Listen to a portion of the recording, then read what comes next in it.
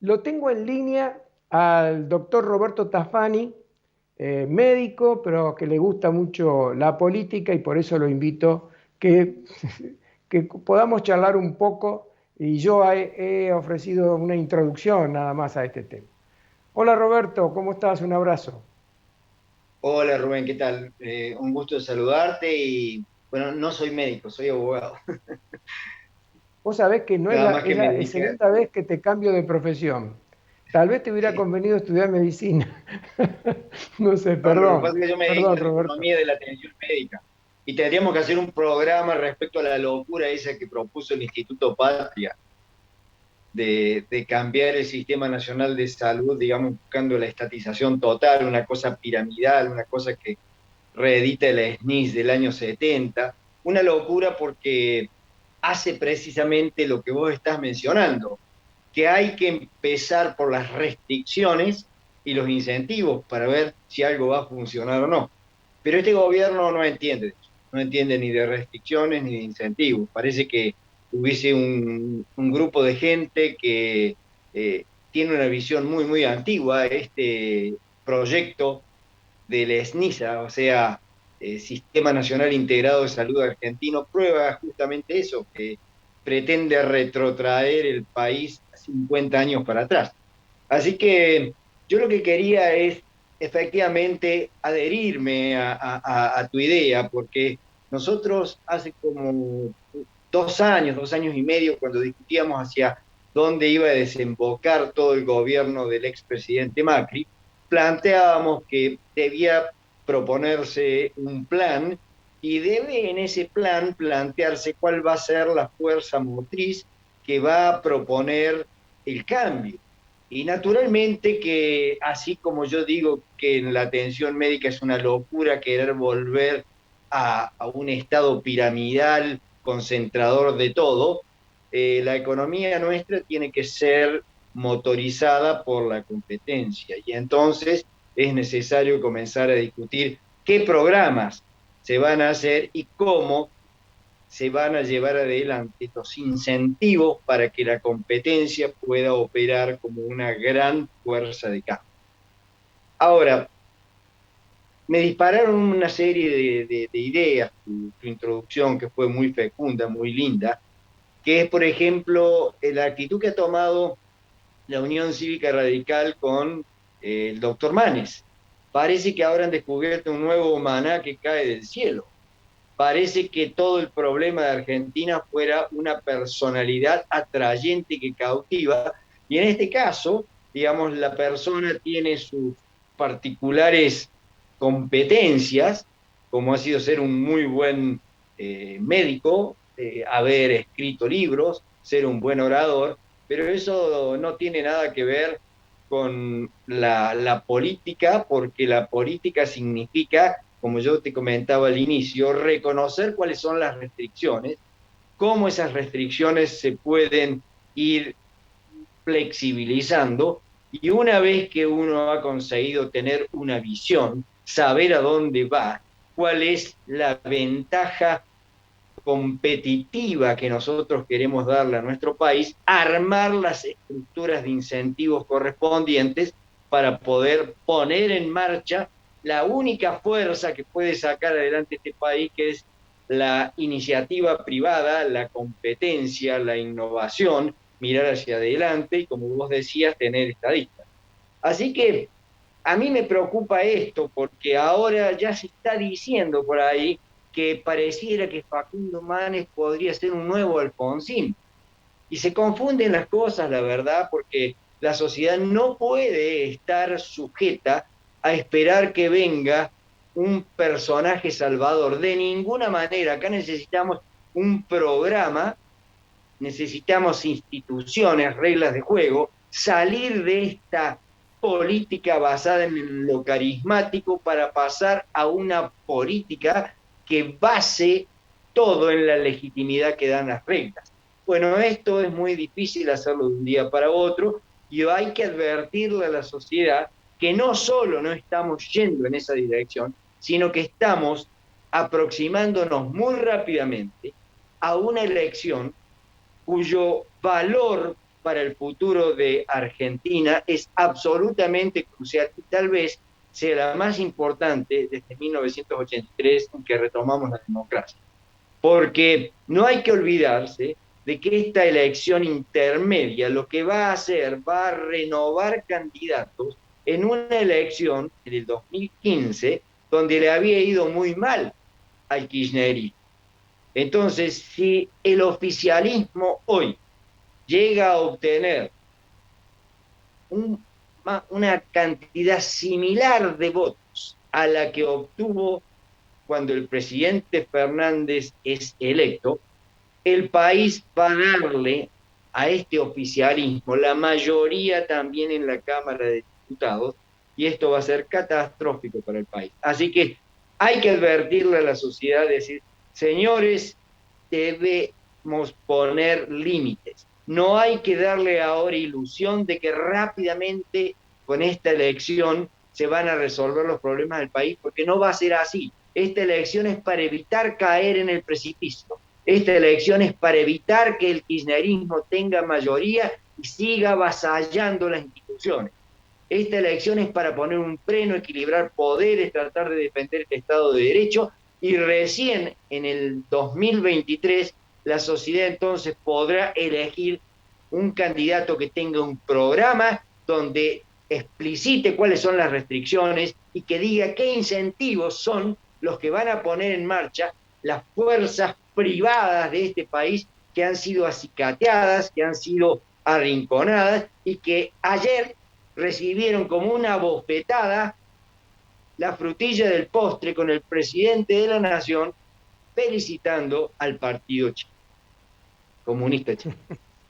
Bueno, ahora a mí me gustaría introducirte dentro de lo que vos estás hablando, Roberto, introducirte a una problemática que es la que a mí a veces me preocupa por lo siguiente. Digamos que la idea socialista existió mucho antes que las ideas de Carlos Marx y de Lenin allá a mediados del siglo XIX. El socialismo utópico de Proudhon, toda esa gente. Pero digamos un poco que Carlos Marx, con su libro El Capital, el Manifiesto Comunista, y luego la apoyatura de Lenin, le dan formato y a partir de 1917, con la Revolución Bolchevique, se instala en Europa. ¿Había una razón? Sí, podría ser. El 90% de Europa era pobre. Entonces había una razón para que una idea de igualar para abajo, bueno, podría ser útil. Pero hoy, en el siglo XXI, con el desarrollo de las industrias, la informática, la robótica, la inteligencia artificial, es muy difícil desarrollar una idea como esa. Es una idea antigua, arcaica y azoica, diría yo. ¿Cómo puede ser tan ignorante un pueblo para aceptar ese tipo de teorías como la que está expresando hoy Zanini y el Instituto Patria, por ejemplo? ¿Qué es lo que vos Bueno, ves en el último recóndito de esta sociedad que no entiende nada y entonces vota cualquier cosa? bueno, lo primero que veo es una absoluta ignorancia por parte de las personas que vos nombraste. Porque si ellos hubiesen leído El Capital y hubiesen entendido cómo Marx va fijando restricciones y cuando escribe el libro uno habla de la producción del capital, manteniendo como supuesta la circulación y la realización o la venta perfecta de todos los bienes. Entonces se concentra en esa primer parte para mostrar la puja distributiva que puede haber entre la ganancia y el salario. Pero estamos hablando de un tiempo donde las ventajas dinámicas no se veían, donde vos no tenías la fuerza de lo que vos acabás de mencionar, la ciencia, la tecnología, el progreso técnico. Marx ya lo veía eso, porque él en el libro segundo, cuando él habla de la circulación del capital, ahí lo que él hace es, fíjate vos, poner como supuesto la restricción de que el progreso técnico permanece constante. O sea, la obra del capital está hecha de tal manera que va planteando que el capital tiene una tensión entre la producción y la circulación. Si vos producís y basás la puja en lo que dice el libro 1, la pregunta que el propio Marx se hace, que es ¿quién va a consumir eso?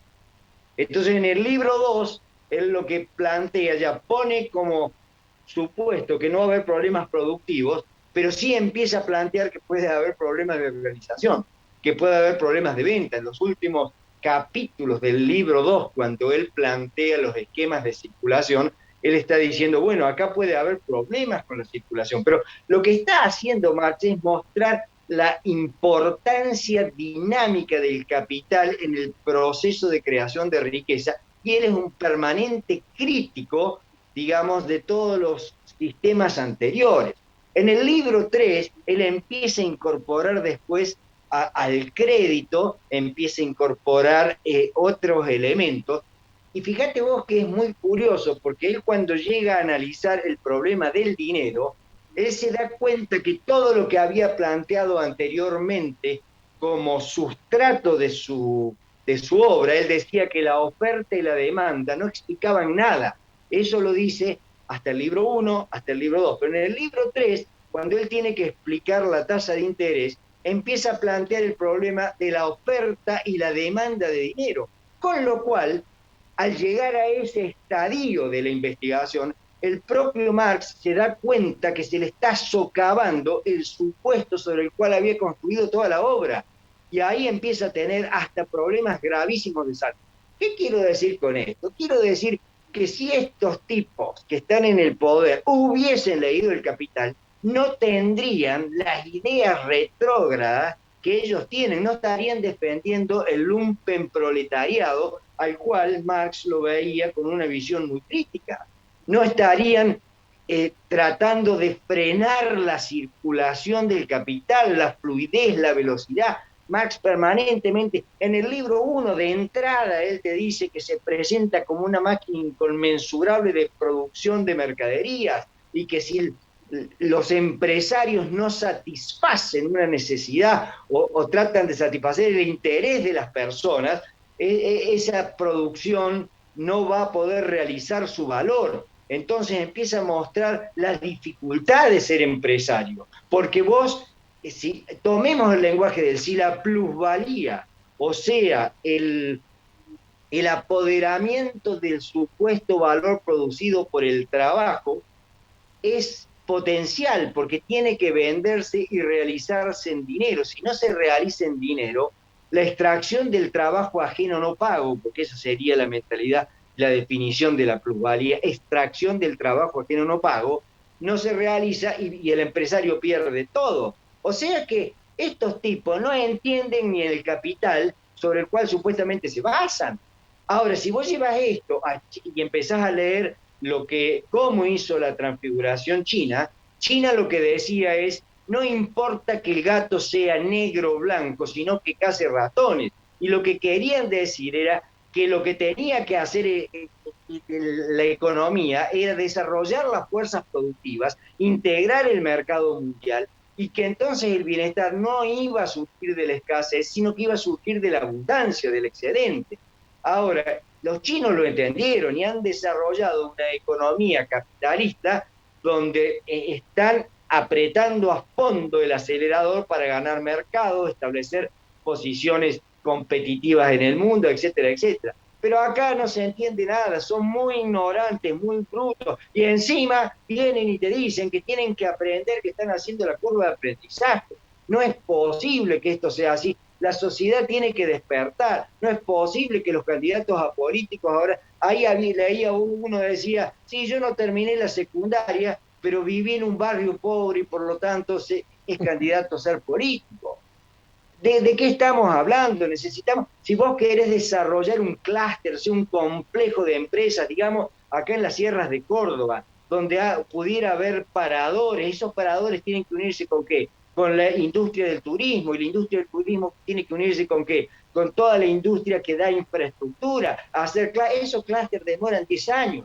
Pero si vos pones como político en un municipio un tipo que tiene que ir a aprender y que no entiende cuáles son las restricciones y los incentivos que hay que poner para promover el crecimiento, todo termina muy mal. Y Argentina va en la dirección inversa. No entiende Argentina que este proceso de querer dar dinero a los pobres, o sea, dar pescado y no enseñar a pescar, siempre termina mal, digamos. El manual ya está escrito y te repito, si uno va a hablar con ellos y utiliza los supuestos de la teoría supuestamente marxista que ellos usan, porque no es así. Hay partes en el libro 2 del Capital que son asombrosas de leer, porque dice de que cuando empieza a aumentar la circulación, manteniendo el supuesto de una producción sin problemas, o sea, Marx está manejando producción y circulación o venta, digamos, en forma así de una tensión contradictoria entre ellos dos,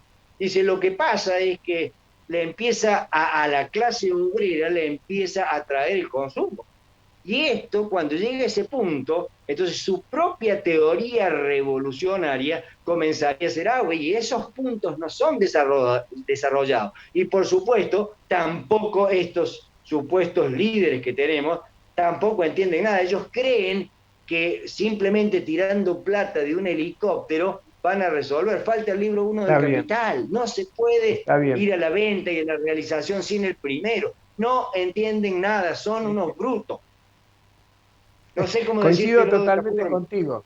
Coincido totalmente Mirá, yo he contigo, pasado mi vida Roberto. analizando estas cosas, leyendo, dando cursos sobre el capital Bueno, y hace viendo una pausa. videos.